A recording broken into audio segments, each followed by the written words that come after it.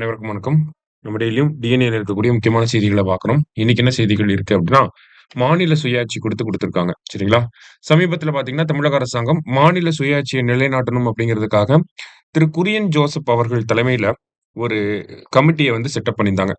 இந்த கமிட்டி பார்த்தீங்கன்னா, நமக்கு 1969ல கொண்டு வரப்பட்ட ராஜமன்னார் கமிட்டிய போன்றே அதே மாதிரியான அப்ஜெக்டிவ்ஸோட உருவாக்கப்பட்ட, அமைக்கப்பட்ட ஒரு குழுவாக தான் இந்த குரியன் ஜோசப் அவர்கள் குழு இருக்க போகுது. சரிங்களா? நமக்கு 1969ல ஸ்டேட் அட்டானமிக்காகவும், ஸ்டேட் கவர்ன்மெண்ட்ஸோட பவர அதிகப்படுத்தணும் அப்படிங்கிறதுக்காகவும், அப்போதைய முதல்வராக இருந்த கருணாநிதி அவர்களால அமைக்கப்பட்ட ஒரு குழு தான் ராஜமன்னார் குழு. இந்த குழுவுல பார்த்தீங்கன்னா 3 பேர் இருப்பாங்க. ராஜமன்னார் அவர்கள், லட்சுமணசாமி முதலியார் அவர்கள், அது மட்டும் இல்லாம சந்திரா ரெட்டி அவர்கள் இவங்க எல்லாமே இருந்திருப்பாங்க.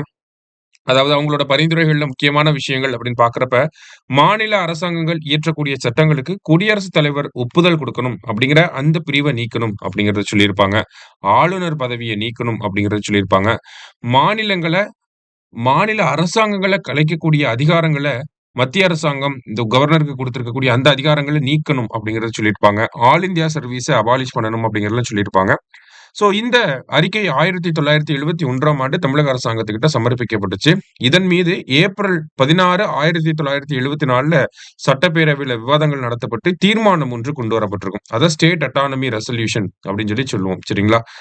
அதன் பிறகு பார்த்தீங்கன்னா, மத்திய அரசாங்கம் அந்த ராஜமன்னார் அவர்களுடைய குழுவ அந்த ஒரு பரிந்துரைகள ஏத்துக்கிட்டாங்களா அப்படின்னு கேட்டா கிடையாது. ஓகேங்களா?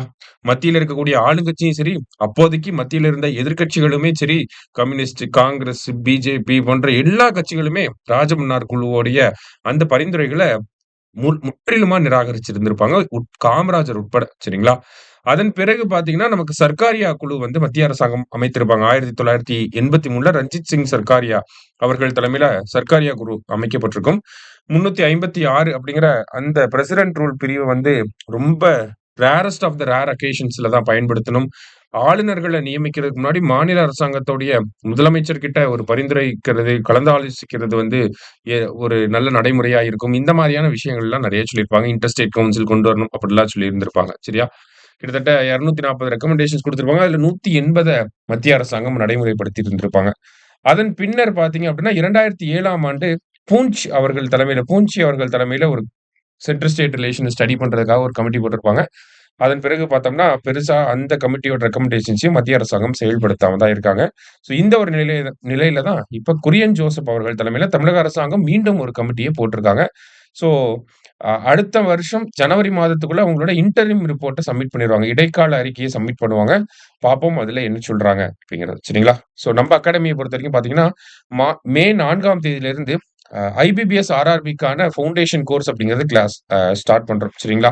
ஸோ உங்களோட பிரதர்ஸ் அண்ட் சிஸ்டர்ஸ் உங்களோட ஃப்ரெண்ட்ஸ் யாராவது பேங்கிங் எக்ஸாம் படிக்கணும்னு ஸ்டார்ட் பண்றாங்க அப்படின்னா, அவங்களுக்கு ஒரு பெர்ஃபெக்ட் கைடன்ஸ் அப்படிங்கிறத நம்ம மே 4ஆம் தேதியே தரப்போறோம். சரிங்களா? ஒரு இன்ட்ரோடக்ஷன் கிளாஸ் அப்படிங்கிறத பிளான் பண்ணியிருக்கோம். நம்மளோட எல்லா பிரான்ச்சஸ்லயுமே இந்த இன்ட்ரோடக்ஷன் கிளாஸ் அப்படிங்கிறது இருக்க போது. கட்டாயம் வந்து எல்லாருக்கும் சஜெஸ்ட் பண்ணுங்க. சரியா? அது மட்டும் இல்லாம எஸ்ஐக்கான எக்ஸ்க்ளூசிவ் டெஸ்ட் பேட்சா நம்மளோட கமாண்டோ டெஸ்ட் சீரிஸ் அப்படிங்கிறது வரக்கூடிய 26ஆம் தேதியிலிருந்து தொடங்க இருக்கு. சரிங்களா? இந்த டெஸ்ட் பேட்ச பொறுத்தவரைக்கும் பார்த்தீங்கன்னா, ஆஃப்லைன்லயும் நீங்க அட்டெண்ட் பண்ணிக்கலாம். ஆன்லைன்லயும் அட்டெண்ட் பண்ணிக்கலாம். வித் மெட்டீரியல், வித்தவுட் மெட்டீரியல் எல்லாமே இருக்கு. ஃபர்தர் டீடைல்ஸ் வேணும் அப்படின்னா, நீங்க நம்ம இன்ஸ்டிடியூட்க்கு கால் பண்ணி என்குயர் பண்ணுங்க. எல்லா டீடைல்ஸும் புரொவைட் பண்ணுவாங்க. சரியா? நன்றி.